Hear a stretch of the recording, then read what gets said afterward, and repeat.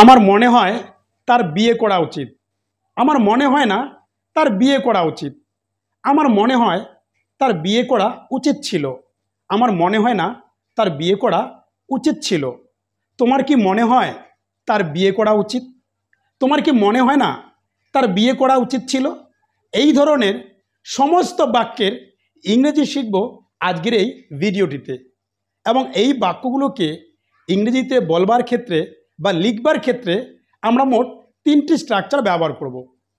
প্রথমটি হলো I think অথবা don't think plus subject plus should plus বি1 প্লাস অবজেক্ট। এবার কোন ক্ষেত্রে আমরা এই স্ট্রাকচারটিকে ব্যবহার করব? আমরা যখন বাংলায় বলবো আমার মনে হয় তোমার যাওয়া উচিত, সেক্ষেত্রে আমরা ব্যবহার করব আই থিঙ্ক। তখন আর ডোন্ট থিঙ্ক বলবো না, আই থিঙ্ক, অর্থাৎ আমার মনে হয় তোমার যাওয়া উচিত। তারপরে সাবজেক্ট প্লাস শুড প্লাস ভার্বের ফার্স্ট ফর্ম প্লাস অবজেক্ট। আবার যখন বলবো আমার মনে হয় না তোমার যাওয়া উচিত, আমার মনে হয় না, এর জন্য আমরা ব্যবহার করব আই ডোন্ট থিঙ্ক।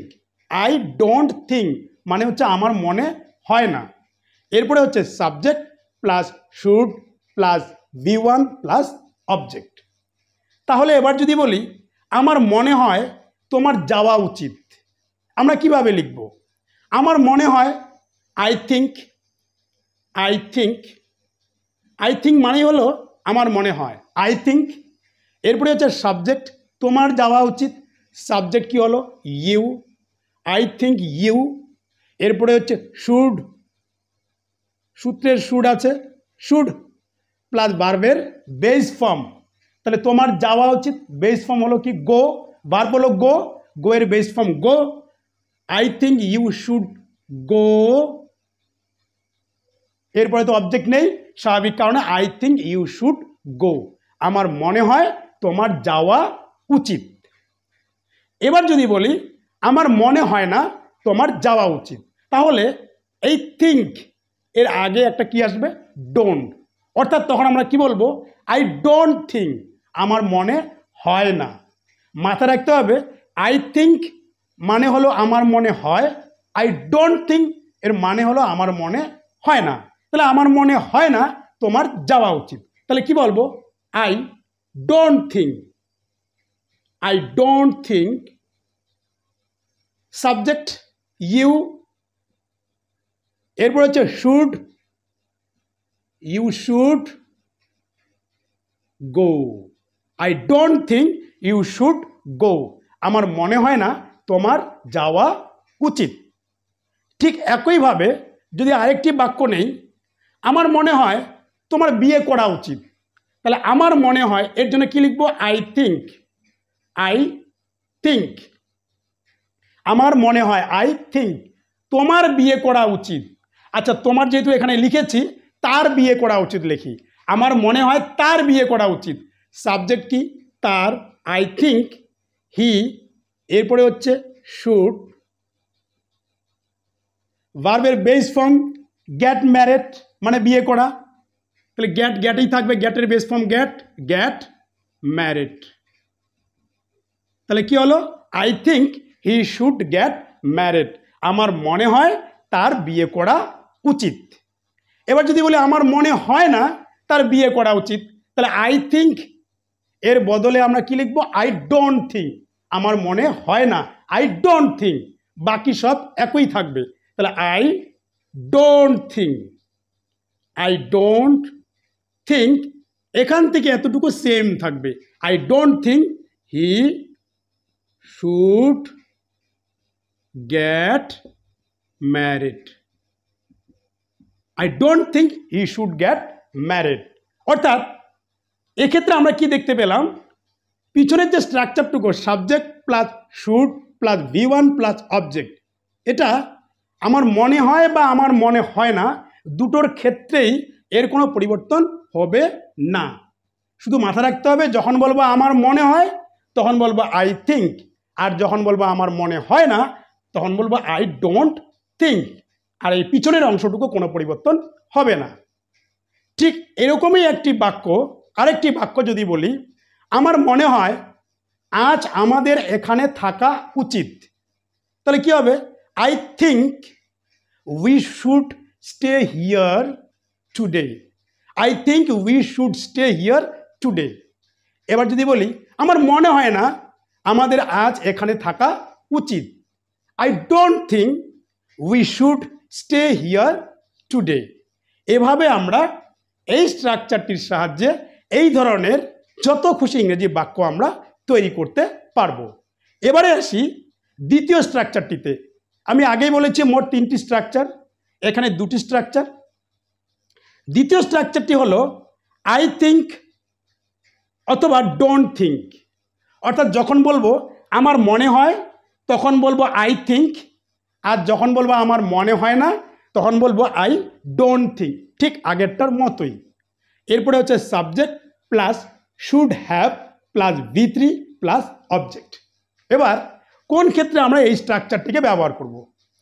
আমরা যখন বাংলায় বলি আমার মনে হয় তার যাওয়া উচিত ছিল, আমার মনে হয় তার যাওয়া উচিত ছিল না, আমার মনে হয় তার বাবার সঙ্গে দেখা করা উচিত ছিল, আমার মনে হয় না তার বাবার সঙ্গে দেখা করা উচিত ছিল।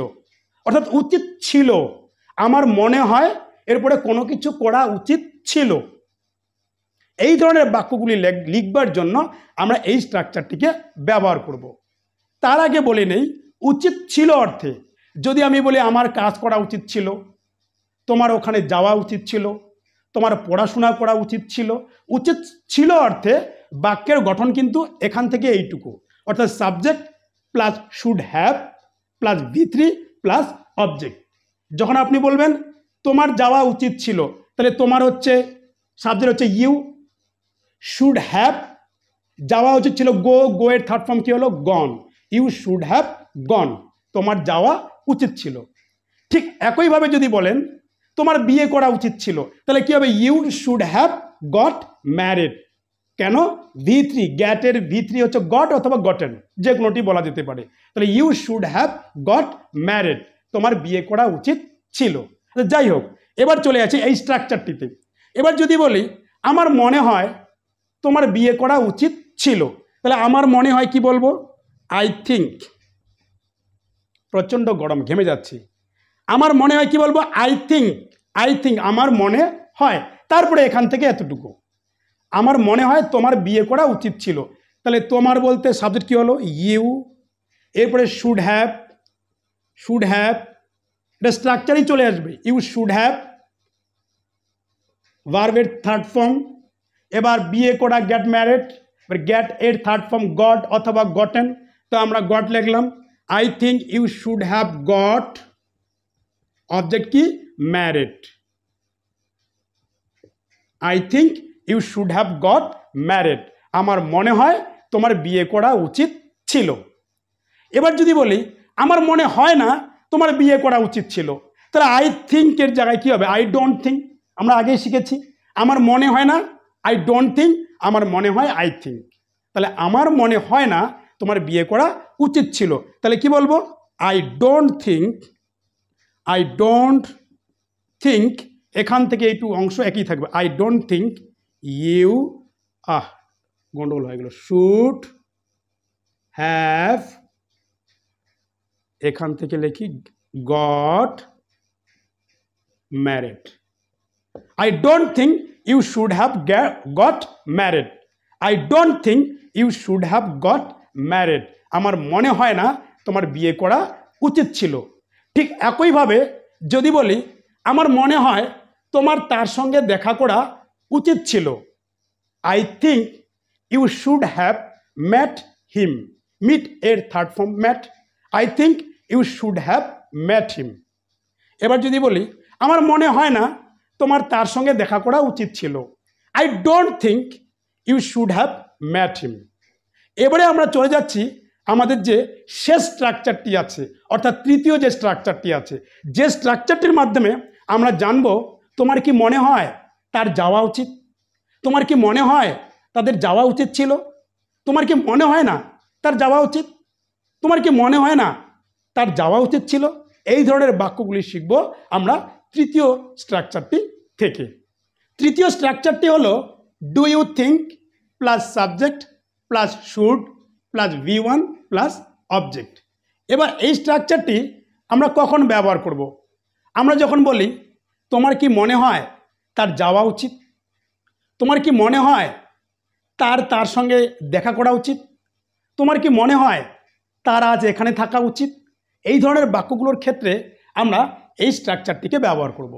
এবার উদাহরণের সাহায্যে এই স্ট্রাকচারটি বুঝে নেবার চেষ্টা করি।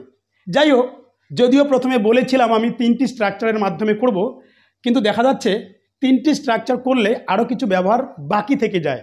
স্বাভাবিক কারণে আমি আরেকটি স্ট্রাকচার বাড়িয়ে দিলাম, অর্থাৎ 4টি স্ট্রাকচার হলো। অর্থাৎ সমস্ত ব্যবহার যদি করতে চাই তাহলে 5টি স্ট্রাকচারের মধ্যে করতে হয়। তো যাই হোক, আমি 4টি স্ট্রাকচারের মধ্যেই শেষ করব। তাহলে এবার প্রথম উদাহরণ নেই, তোমার কি মনে হয় তার আরও এখানে থাকা উচিত? তাহলে কি হবে? ডু ইউ থিঙ্ক, আচ্ছা নাম্বার দিয়ে করি, do you think.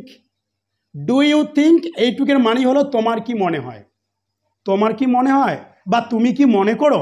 Do you think তার আরও এখানে থাকা উচিত। সাবজেক্ট হলো কি? হি, আগের মতোই। হি শুড, ভার্বের বেস ফর্ম থাকা stay, he should stay here any লঙ্গার।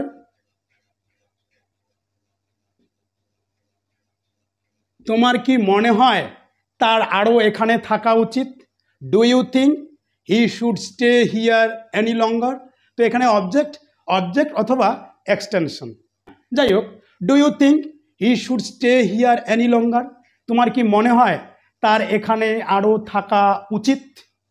এবার এটাকে যদি বলতে চাই তোমার কি মনে হয় না, তখন ডু ইউ থিঙ্ক যেটা আছে এর জায়গায় চলে আসবে ডোন্ট ইউ থিঙ্ক। এখানেই করে দিলাম DONT, don't you think.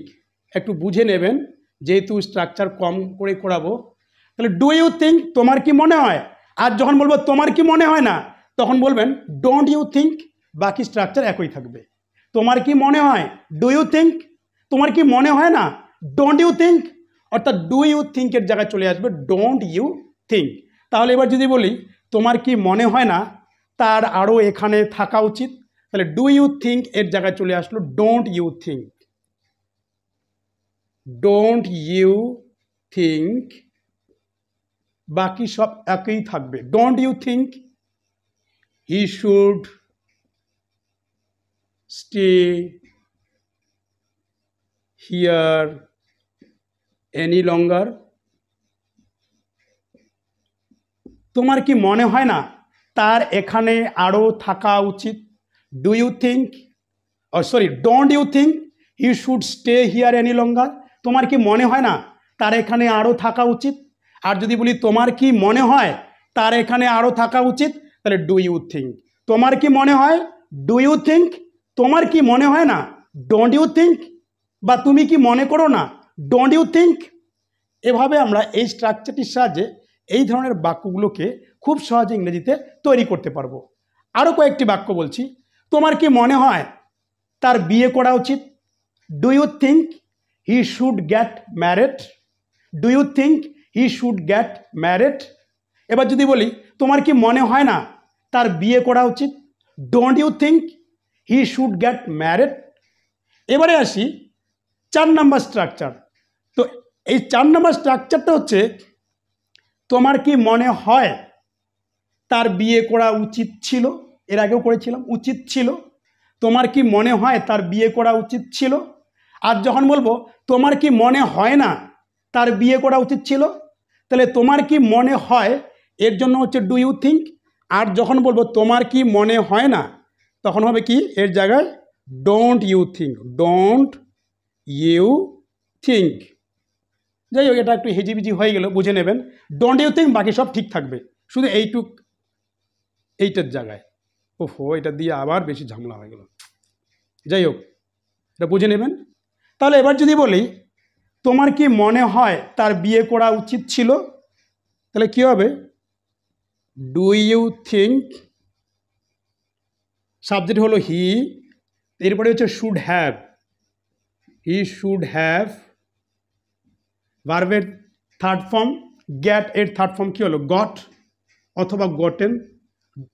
Do you think, এত কালি হচ্ছে কেন, যাই হোক, do you think he should have got married?